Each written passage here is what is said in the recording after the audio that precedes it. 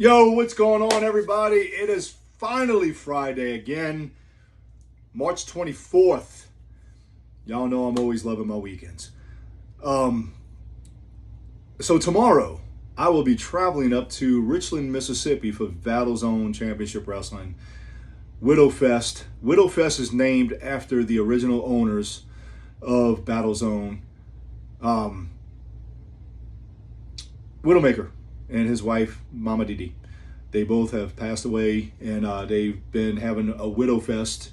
It's a 2-day show. They have a show on Friday night and Saturday night, and they always induct somebody into the Hall of Fame.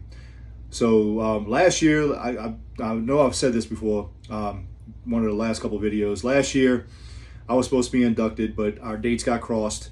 They had to reschedule theirs, and it was on the same night as I was wrestling somewhere. So this year came up, and I'm back in it. I'll be traveling up there tomorrow. So today I got a Battlezone story. I got a good one and a bad one. So we're going to start with the bad one first. I remember Battlezone, that 12 by 12 ring, a little bitty small ring. I wrestled a guy named Max Payne. I think Max Payne has passed away.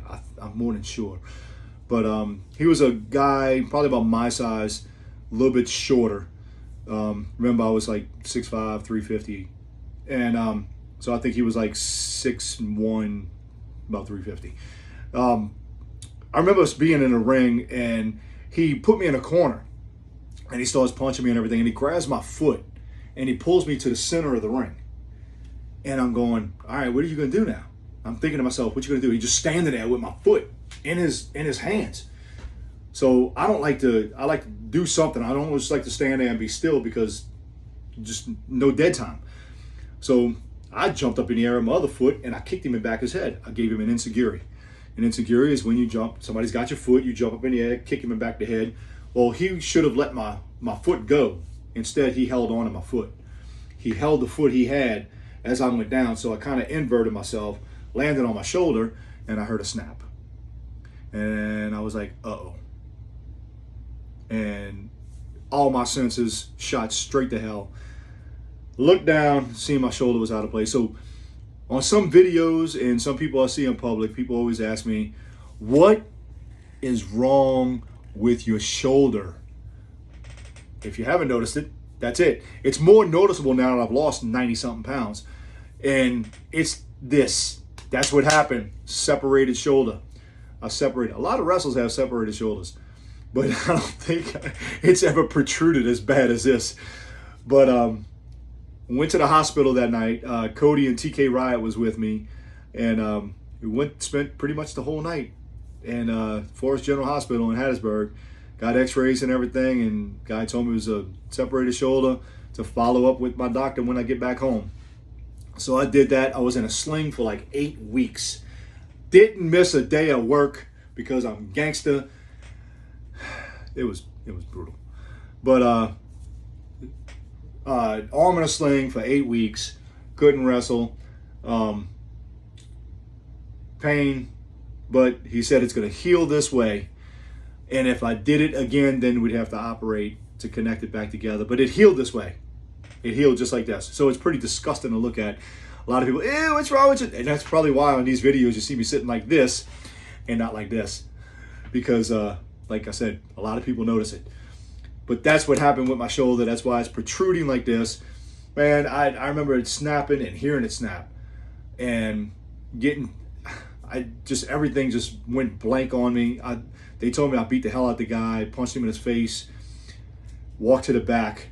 And when I got in the back, I went out. I don't remember anything until I was walking back to my truck to drive to the hospital. I drove myself to the hospital, drove myself home. We were in my truck. You're not driving my vehicle. And you think I'm bad about my Mustang? That's exactly. Nobody's driving my vehicle. But anyway, that's what happened. That's why my shoulder's like this. That was my first, big injury in wrestling, and I didn't really have many. Knock on wood for that one. But another one, speaking of TK Riot, if you don't know who TK Riot is, TK Riot was, he did the Iraqi madman TK Riot. He dressed up as like the Iron Sheik type deal, but Iraqi. And he had long hair. He looked the part. Cajun boy from Lafayette area, still looking part though. So TK Riot, we were driving up. Now I went to McGee, Mississippi every other weekend. So every other weekend I had different people with me, and sometimes the same people, sometimes. But I went up to McGee every other weekend, probably about 6 to 7 years, and we just made that. If you don't know where McGee, Mississippi is, picture Hattiesburg. 49 goes all the way to Jackson. Right in the middle of 49 is McGee, Mississippi. So I would stop at this convenience store that was right down the street from the building. That was a convenience store, and it sold pizza, the homemade pizza, and wings. You know the pizza, I can't think of the name of it, but every convenience store in the world has them now, but at that time only a few of them had it. The pizza comes about this size, and the box is shaped just like it. Comes one piece. I would get me 2 pieces of those and like 12 wings, and it would be like $10. Cheap. But it was good. And I was fat at the time. Still fat. Minded. Still like pizza and wings. Anyway, I'm walking out the convenience store. And what do I see? This idiot, TK Riot, is standing in the middle of Highway 49 with his garb on, his Iraqi, whatever you call it, towel head thing on, with the Iraqi flag in the middle of Highway 49, waving it.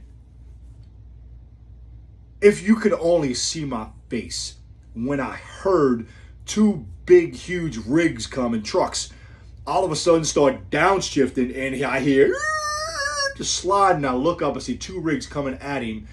He's hauling ass back to my truck and dives into my truck with the flag and everything. Off in the distance, I can hear, I'm not lying. So I'm diving in my truck too. I'm like, you, cursing him out. Up and down, cursing him out. I want to say Cody may have been with us. And I think maybe Rooftop, maybe. But somebody, I know some other guys were with us. We wanted to kill him.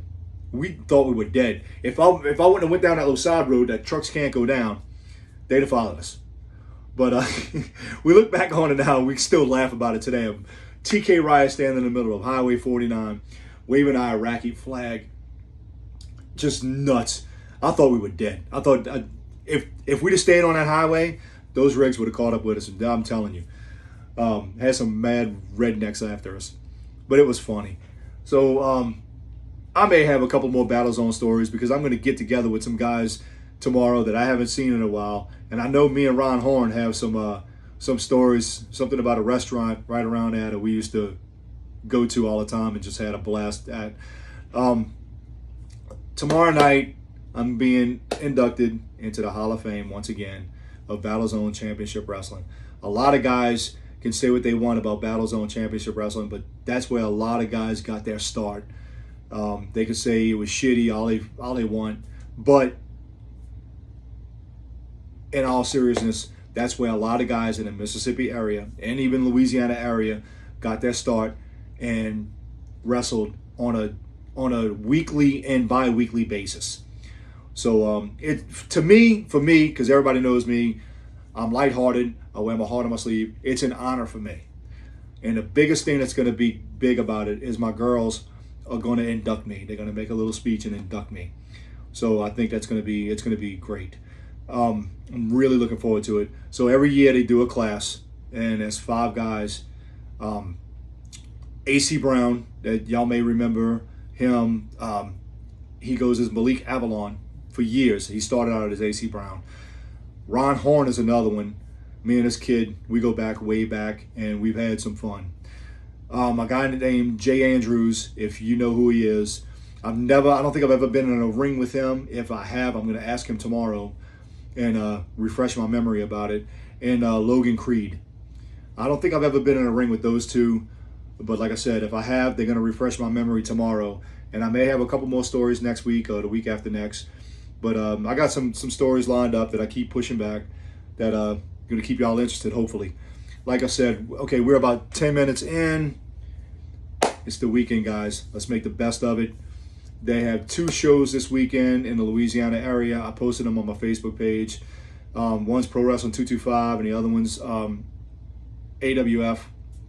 And pretty much the same area. Still to this day, I don't know why promoters do this. They book 2 shows close together, and it only screws over the fans and makes them decide on which one they want to go to. And I've never liked it. I think it should be, I'm not saying anything bad about any promoter. I'm just saying I don't like when promoters do that. I know mistakes happen and they book the same date accidentally. I think that's how this one came up. But that close together, they have to share fans. And only the fans lose on this because they get to see one show and not the other. But with social media the way it is, they'll be able to get to see it. So like I said, have a good weekend, y'all. Love y'all. Please share my stuff. If you like it, let me know. Comment any stories that any of you boys that are wrestlers that are watching me have any stories. Hit me up. Let me know so I can write them down and I can tell them, because I may have forgotten a lot of them. Boys getting old. I'll be 50 in 3 weeks. God damn. Peace. Love y'all.